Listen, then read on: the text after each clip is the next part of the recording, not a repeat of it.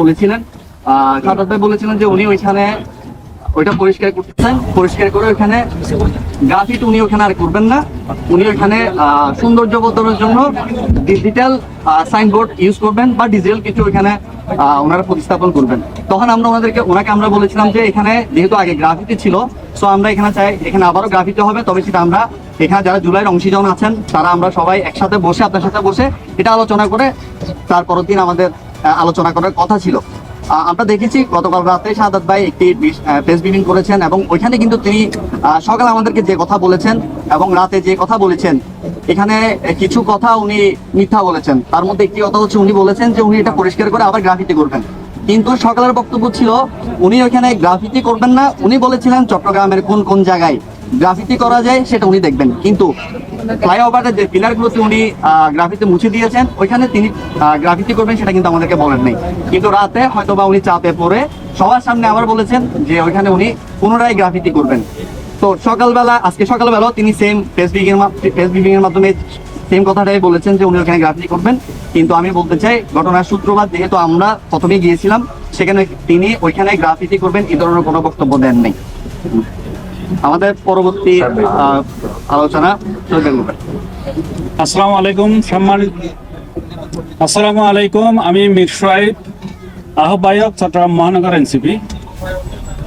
সম্মানিত সাংবাদিক বৃন্দ, আপনাদেরকে আন্তরিক মোবারকবাদ জানাচ্ছি। আপনারা আমাদের আহ্বানে সাড়া দিয়ে আজকে এখানে এসেছেন, এই জন্য আপনাদেরকে আবারও ধন্যবাদ জানাচ্ছি।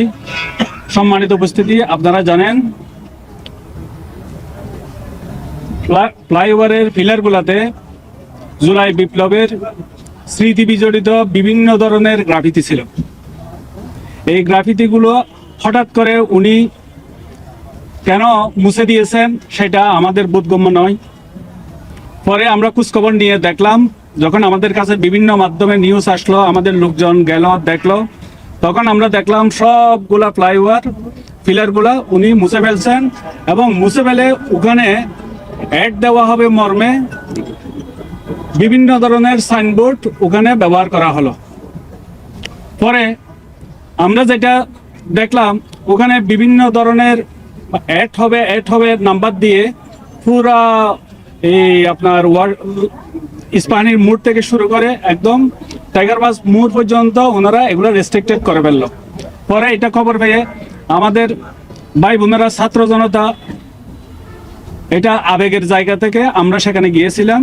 গিয়ে আমরা একটা গ্রাফিতি আঁকতেই বিএনপির সরকার দলীয় বিভিন্ন ধরনের অস্ত্র শস্ত্র, দেশীয় অস্ত্র শস্ত্র নিয়ে আমাদের উপর আক্রমণ করার চেষ্টা করছিল। এই হলো ঘটনার সূত্রপাত এবং আমাদের অবস্থান ছিল অতটুকু।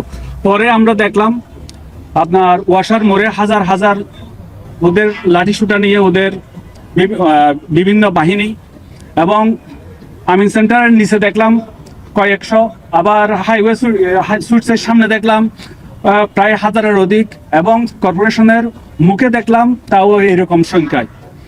তো এই অবস্থায় আমরা আমাদের সংবাদ সম্মেলনের মাধ্যমে আপনাদেরকে জানিয়ে দেওয়া ছাড়া আমাদের কোনো উপায় ছিল না। এই জন্য এই বক্তব্যটা আপনাদের কাছে পৌঁছানোর জন্য আজকে আপনাদের কাছে আমাদের এই আহ্বান করে আনা হয়েছিল। এখন পরবর্তী বক্তব্য রাখবেন আমাদের আরিফ মনিউদ্দিন, সদস্য সচিব, চট্টগ্রাম মহানগর এনসিপি। আসসালামু আলাইকুম। প্রিয় সাংবাদিক সহযোদ্ধাবৃন্দ এবং বাংলাদেশের সম্মানিত সহনাগরিকবৃন্দ এবং ইলেকট্রনিক্স মিডিয়া থেকে যারা এসেছেন, সবাইকে আমার পার্টি জাতীয় নাগরিক পার্টি এনসিপি চট্টগ্রাম মহানগরের পক্ষ থেকে এবং ব্যক্তিগতভাবে আমার পক্ষ থেকে আমি স্বাগত জানাচ্ছি, আপনাদেরকে ধন্যবাদ জানাচ্ছি। আপনারা জানেন গতকালকের ঘটনায় আমরা দেখলাম যে সকালবেলা আমরা বিভিন্ন মারফতে জানতে পারি যে জুলাই গণঅভ্যুত্থানের যে গ্রাফিতিগুলো ছিল পিলারের মধ্যে, সেগুলো মুছে দেওয়া হয়েছে এবং সেখানে কন্ট্যাক্ট ফর অ্যাডভার্টিসমেন্ট বা কল ফর অ্যাডভার্টিসমেন্ট লিখে দেওয়া হয়েছে। এরপর আমরা আমাদের জায়গা থেকে আমরা প্রতিক্রিয়া জানিয়েছি যে এটা মেয়র সাদাত উনি ঠিক করেন না, এটা উনি সামান্য টাকার জন্য, কিছু বিজ্ঞাপনের জন্য উনি এই কাজটা করেছেন, আমরা আবার গ্রাফিতি আঁকবো। আমরা আমাদের জায়গা থেকে গ্রাফিতি দিয়ে আঁকতে গেলাম, সেখানে সাদাত ভাই পুলিশ ফাটিয়ে, সেখানে বিএনপির গুন্ডা বাহিনী ফাটিয়ে, সন্ত্রাসী ফাটিয়ে, লাঠিসোঁটা নিয়ে আমাদের উপর আমাদের দিকে আসছিল। সেখানে মাঝখানে পুলিশ একটা ভালো ভূমিকা রাখে।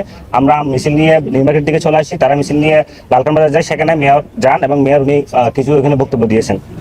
তো আমি বলবো যে ওনার যে মেয়াদ, আপনি দেখেন উনি কিন্তু বারবার একটা কথা বলে যে উনি জুডিশিয়াল রায়ের মধ্যে দিয়ে উনি মেয়র হয়েছেন, জনগণের রায়ে না, জুডিশিয়াল রায়ের মধ্যে দিয়ে, মানে একজন ম্যাজিস্ট্রেট কোর্টের বিল্ডিং এ বসে ঠিক করে দিয়েছেন চট্টগ্রামের 30 লক্ষ ভোটার কাকে ভোট দিত। মেয়র সাদাতকে ভোট দিতে উনি মেয়র, এটা একজন ম্যাজিস্ট্রেট ঠিক করে দিয়েছেন যে আমরা কাকে ভোট দিতাম, চট্টগ্রামের বাসী কাকে ভোট দিতে ঠিক করে দিয়েছেন। ওনার ন্যূনতম লজ্জা নাই, যেটা উনি গর্ব করে বলে যে আমি জুডিশিয়াল রায়ের মধ্যে আমি মেয়র হয়েছি, এবং উনি বলে যে আমার মেয়াদ 2029 সাল পর্যন্ত। আবার একই সাথে উনি বলে যদি সরকার নির্বাচন দেয় আমি অবশ্যই নির্বাচন করবো, আমি নেমে যাবো, এবং আমি নিজ থেকে উনি বললেন যে উনি নাকি সিটি পাঠিয়েছেন নির্বাচনের জন্য। উনি যদি একদিকে বিশ্বাস করেন যে ওনার মেয়াদ 2029 সাল পর্যন্ত, আরেকদিকে উনি কিভাবে সিটি পাঠান যে নির্বাচনের জন্য উনি, তার মানে উনি নিজেই জানেন যে ওনার মেয়াদ 2029 সাল পর্যন্ত না, উনি এখানে জোরপূর্বক দখল করে বসে আছেন এই মেয়রের পদের মধ্যে। আমি ওনাকে বলবো যে আপনি থাকেন, কিন্তু আপনি মেয়র হিসেবে না, প্রশাসক হিসেবে থাকবেন। মেয়র একটা জনপ্রতিনিধি, এটা জনগণের রায়ে নির্বাচিত হয়, এটা মেয়র কখনো কোর্টের রায়ে নির্বাচিত হতে পারে না। আর যদি নির্বাচন হয় 2029 সালের আগে, তাহলে তো অবশ্যই জুডিশিয়াল অর্ডার ভাইলেন্স করার দায়িত্ব ওনারই জেল কাটতে হবে, আর যে নির্বাচন দেবে তার তো জেল কাটতে হবে। উনি তো নিজেই বলেন যে ওনার মেয়াদ 2029 সাল পর্যন্ত, এটা কোর্টের রায়ে, তো কোর্ট বাবা কে করবে বাংলাদেশের মধ্যে? এই একটা গেল। দ্বিতীয়ত উনি বললেন যে বিতর্কিত নেতা। কেন বিতর্কিত নেতা? উনি বিপ্লব উদ্যান দখল করবেন। বিপ্লব উদ্যান কি? মানুষের একটা অবকাশ যাপনের জায়গা। এই চট্টগ্রামের শহরের মানুষ, মেট্রোপলিটনের মানুষ এখানে সন্ধ্যাবেলা আসি, বউ বাচ্চা নিয়ে একটু আড্ডা দেয়, বন্ধু বান্ধব নিয়ে একটু ঘোরাঘুরি করে, একটু নিঃশ্বাস নেয় এখানে বিপ্লব উদ্যানের মধ্যে আসি। উনি এটা দখল করে এখানে চারতলা করে 2টা মার্কেট করতেছেন। এইটা এই বিপ্লব উদ্যানে শহীদ প্রেসিডেন্ট জিয়াউর রহমান, স্বাধীনতার ঘোষক, মুক্তিযুদ্ধের স্মৃতিবিজড়িত জায়গা, এখানে শহীদ প্রেসিডেন্ট জিয়াউর রহমান এইখানে প্রথম বিদ্রোহ করে বলেছিল যে in that case we revolt. আর শাহাদাত ভাই এখানে জিয়া ব্যবসা করে, তারেক রহমান ব্যবসা করে, এখানে উনি ব্যবসা করতেছেন, আমরা বলি উনি এখানে বলতেছেন in that case we profit, we business. এটা হচ্ছে শাহাদাত ভাইয়ের মডেল। উনি জিয়া ব্যবসা করেন, আর দোষ দেন আমাদের, আমরা নাকি জুলে ব্যবসা করি। আমরা জুলে ব্যবসা করে কত টাকা ইনকাম করছি? উনি জিয়ার নামে বিপ্লব উদ্যান দখল করে এখানে মধ্যে ব্যবসা করতেছেন, মার্কেট করতেছেন। উনি কাজীরদের থেকে জামালখান পর্যন্ত পুরো শহরের সমস্ত জায়গায়, হালি শহরে ফুটপাত দখল করে, সেখানের মধ্যে দেখবেন যে ছোট্ট করে একটা যাত্রী ছাউনি বানাবে, এর পাশে বিরাট একটা দোকান দিবে। এই দোকানটা ওনার একজন কর্মীকে, ওনার একজন মানে ওনার সংগঠনের কাউকে না কাউকে দিয়ে দিবে। এটা উনি কোথায় পাইছে যে জনগণের চলাফেরার অধিকার আছে, হাঁটার জায়গা, ফুটপাত দখল করে একটা যাত্রী ছাউনি দিবে, সেখানে একটা বিশাল দোকান দিবে, নাম দিবে আবার এটা শাহাদাত ভাইয়ের উদ্যোগ যাত্রী ছাউনি, মানে ওনার বাপের জায়গা এটা, ফুটপাত এটা। উনি ছাউনি দিয়ে ছাউনি দিবেন, দোকান কেন দিবে এখানে পাশের মধ্যে? ব্যবসা কেন করবো উনি?